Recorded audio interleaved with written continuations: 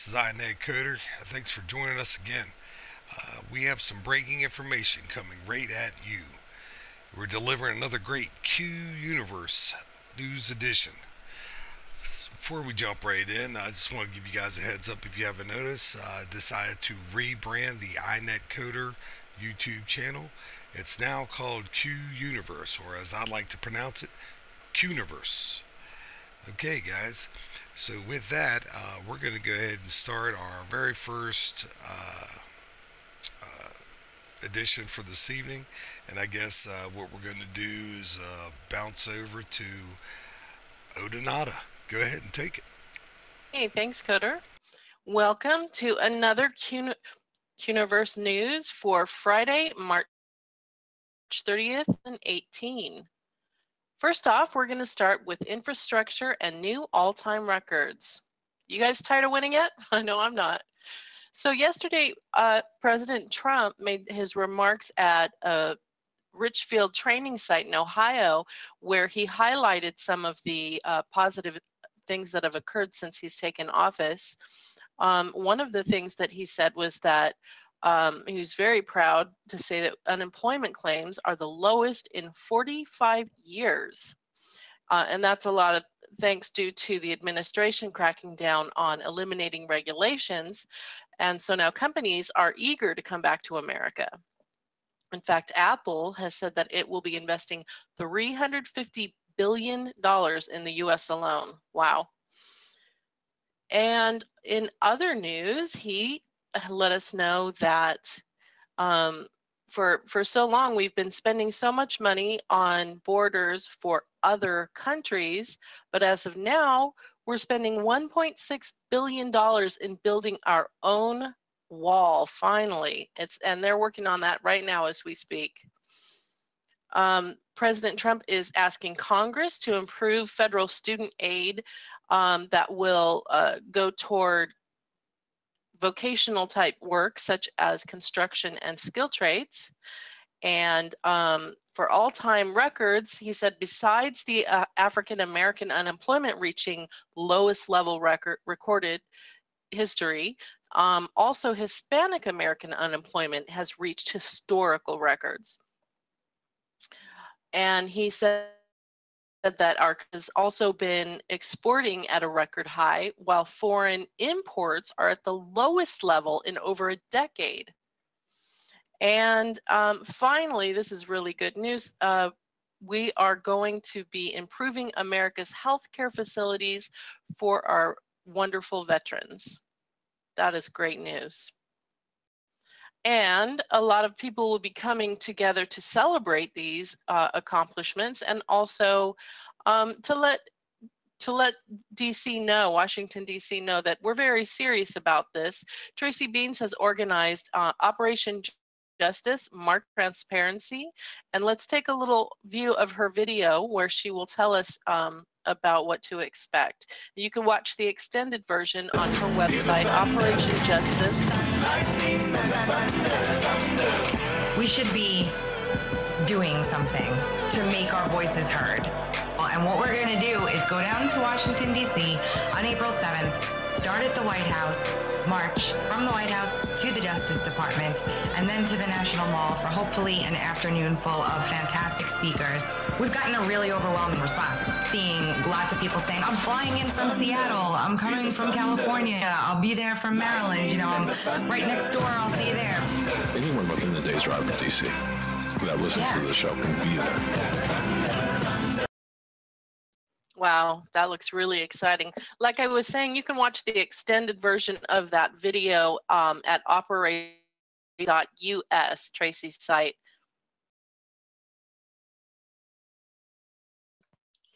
Thank you so much for that. I'm looking really forward to that. In fact, I'm trying to see if I can get some ride share so that I can meet some faces. So I'm really excited. Also in the news, we've seen quite a bit of movement from our world leaders. First off, one of our favorite crown princes that we have been following recently, he has held his first ever meeting with the Jewish leaders, which is quite a historic event. Also, North and South Korea are set for April 27th as a date for the historic summit. Also, a big event that we've been looking forward to for probably many generations. Also, Hillary Clinton is back in the United States in New Jersey today for a sold-out event over at the Rutgers University for a live stream. So she's back from India. Also, there's some talks with China that we're coordinating with the U.S. over a possible visit with General Mathis. Also, we say goodbye today to Hope Hicks, her last day at the White House as communication director, and has been announced her resignation on February 28th. Last but not least, our favorite former FBI Deputy McCabe launches his legal defense fund in the wake of his firing last week.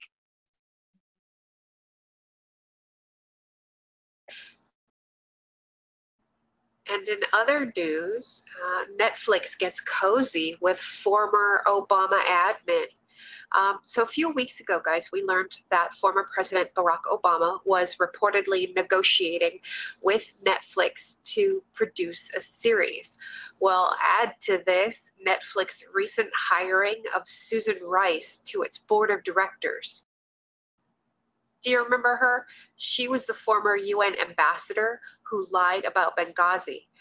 Rice was also the National Security Council director. And remember all the illegal spying on the Trump campaign and how the names of everyone swept up in that surveillance were unmasked? Yeah, that was Susan Rice, and she lied about that too. So as you can guess, many Netflix subscribers are really unhappy about the move and are pushing for a boycott. Even NRA spokeswoman Dina Lash fired off a tweet stating that Netflix is, quote, the perfect place for a former staffer who blamed a terror attack on a poorly made short film, end quote. Moving on to mainstream TV, Roseanne is back and has fired a shot across the culture war bow. The new reboot of the classic 90s sitcom snagged the highest rating for a comedy since 2014. This is really awesome news, guys, because, you know, a lot of us patriots know it's tough to find something to watch on mainstream TV, especially after the canning of Last Man Standing by ABC. Oh, and by the way, a little bird told us that Fox is looking to pick up Last Man Standing, but nothing final yet. But I digress. So, you know, guys, while Roseanne isn't a conservative show, it does a really good job in balancing left and right ideology, and it does it in an honest way. Perhaps that has to do with the fact that Roseanne Barr is a free thinker and a Trump supporter. Notably, she's been taking a lot of flack from mainstream and Hollywood. Recently, in an interview with Jimmy Kimmel, he kind of gives her a little bit of grief, but she owns him. In the lower left corner, there's a clip of that video. It does have some foul language, so be warned and take a listen when you have a chance. And today, also, while visiting Ohio, POTUS gave Roseanne a shout out. Let's check that out.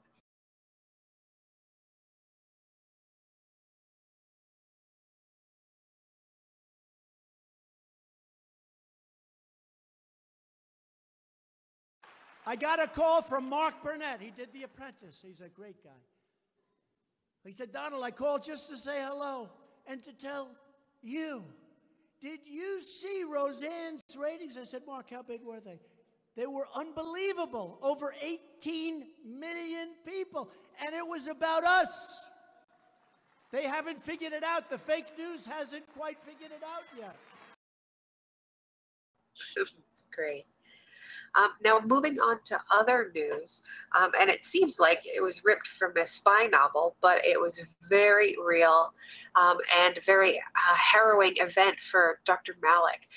So while traveling from the UK to the United States, Dr. Ted Malik was grabbed a la Stasi style, detained and interrogated by the FBI. The agents waited until Dr. Malik cleared customs before whisking him off to an FBI office.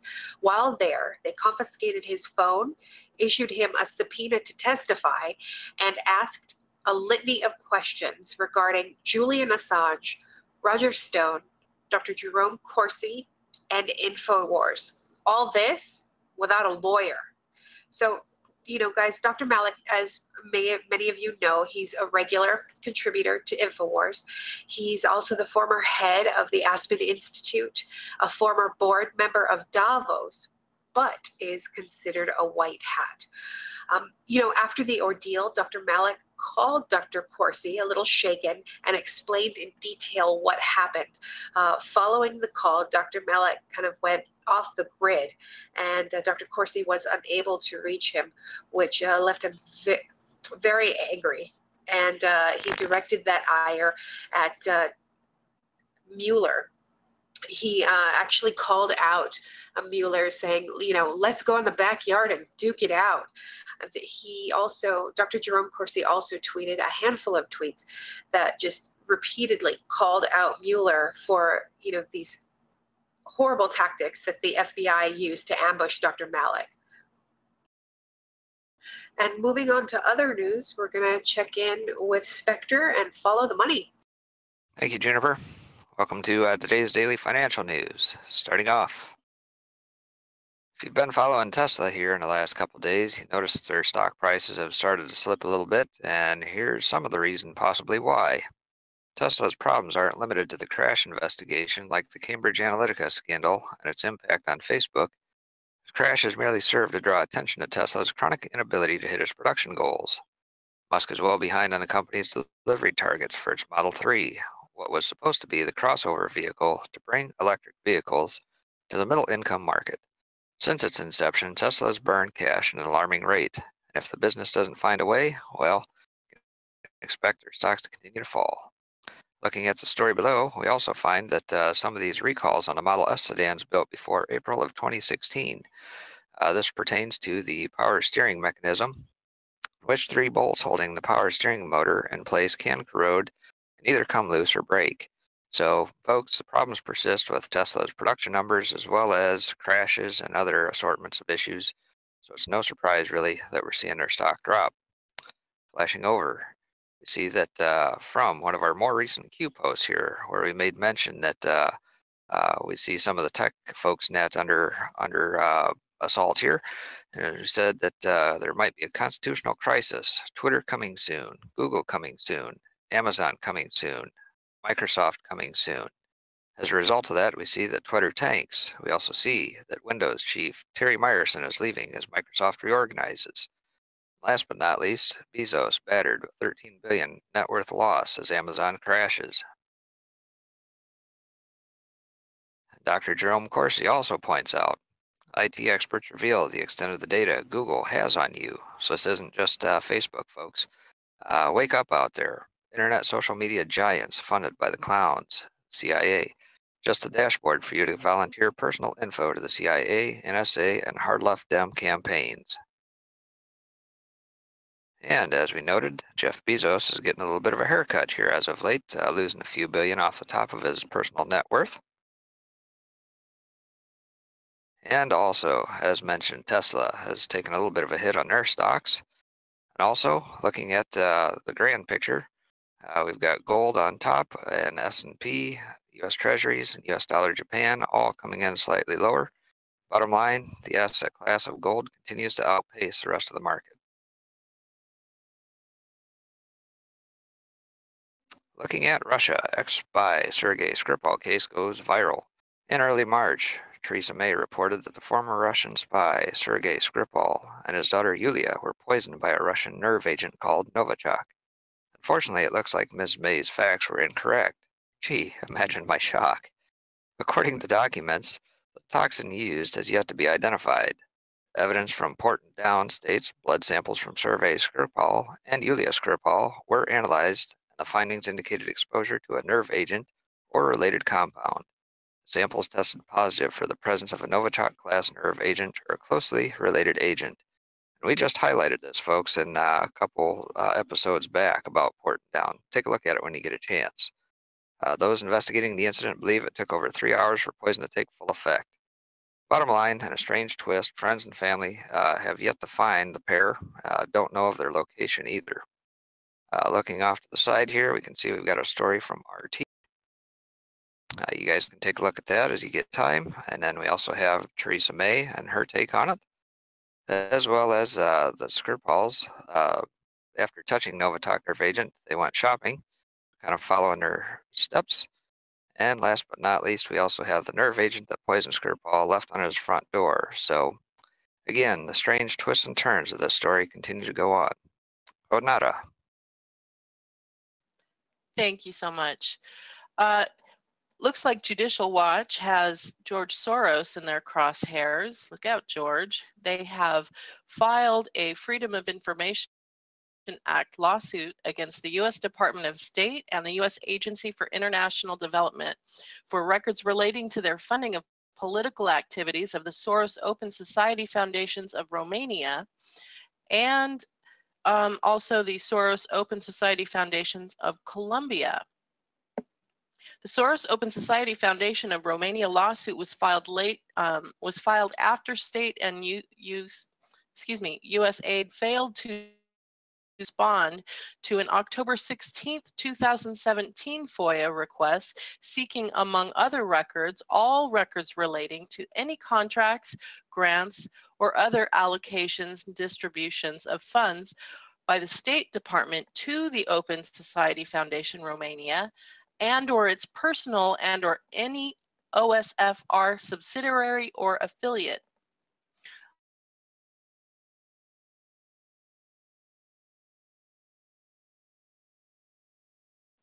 Of Open Society Foundation Romania and or its subsidiaries or affiliated organizations. Now to Link.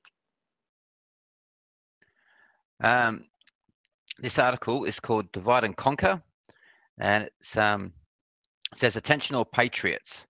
Through the Q phenomenon, a great mass of like-minded patriots have been encouraged to critically think for themselves. They've been inspired to explore the workings and corruption within our government, corporations, and religions. Infiltration, subversion, and deception are the tactics of the enemy.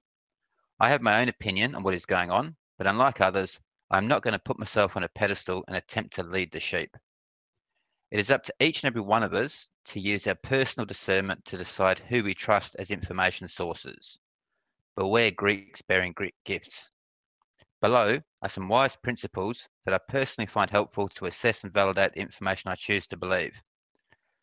Beware of false prophets, which come to you in sheep's clothing, but inwardly they are ravenous wolves. That's from Matthew 7:15. And if you know the enemy and know yourself, you need not fear the result of 100 battles.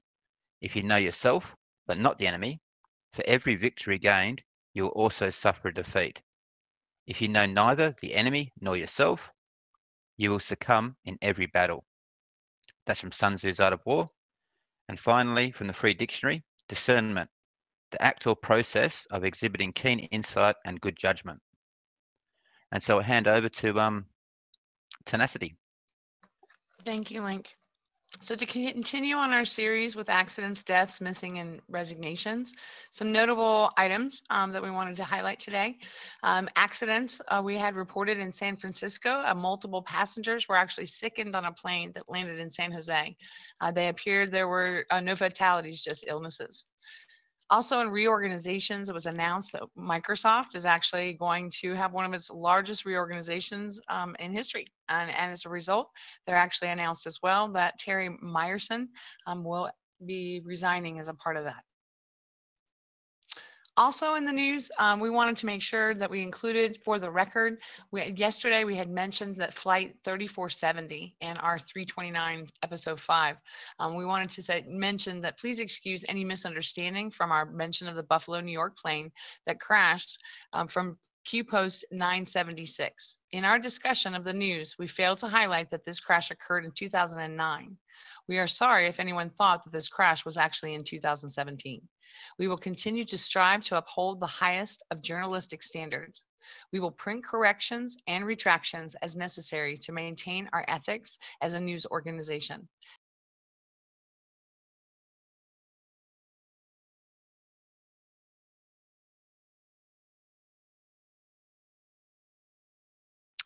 And over to the White House. Today we had a few tweets, and the first one is, Washington spent trillions building. The first one is from Donald J. Trump, which is probably the most expensive tweet in history, which cost George Bezos about $6.2 billion. And he says, I've stated my concerns with Amazon long before the election. Unlike others, they pay little or no taxes to state and local governments, use our postal system as their delivery boy, causing tremendous loss to the US, and are putting many thousands of retailers out of business. And the other one, Washington spent trillions building up foreign countries while allowing our own infrastructure to fall into a state of total disrepair. No more. It's time to rebuild. And we will do it with American workers, American grit, and American pride. And he pretty much repeats the same thing at the Ohio speech. And the other one, jobs, jobs, jobs. Unemployment claims have fallen to a 45-year low. Together we are making the economy great again. So that's pretty impressive. And finally, the proclamations. So April 2018 is National Child Abuse Prevention Month. It's also Cancer Control Month and National Donate Life Month. So I'm moving off to Coda to finish up. Hey, thank you guys. Really appreciate it. Would like to outline the resources that we use. This is just some of them. We got Breitbart News all the way to Zero Hedge. And our hidden meme of the day, wiretap and still no dirt, Mr. Clean. That's a good one. Okay, and big shout out to our Patriot partners. First on the list here is We the People 24/7 Patriot Soapbox. If you don't know about them, please go ahead and click that link. Go and subscribe. They do 24/7 on YouTube. Next up is Coffee and Freedom. Nice spinoff from the 24/7. They're doing a lot of good in-depth material and shows over there as well, so subscribe to them. Make sure you turn those notifications on too, so you can be notified when things are happening. Our good friend Grant Torino out in Ireland, subscribe to him also. We have Dr. Jerome Corsi. He's a renowned author, and he also assists on a lot of the QD codes. We have the Name and Shame Discord and Internet Bill of Rights Discord. So if you're on the Discord, those links will actually get you into those servers. Okay, and if you got any questions about the Discords, we have a little video out there, that can kind of help you with it. Really quickly, we've got the editorial board, iNet Coder. We also have Breaking Spectre. We have Juniper. We have Odonata Anand. We have Red Cord, Sunny. We have The Missing Link. We have Tootsie Poo, Tenacity, and Wolverine. And so effectively, guys, that's the whole team right now. So the fair use statement, of course, guys, looking at Section 107 of U.S. copyright law, we just want to make sure we're not stepping on anybody's toes. And with that said, we would definitely like to thank all you guys for joining us again. And, until next time, I think you're going to find that we're going to be doing a whole lot more really, really interesting things. Thanks a lot.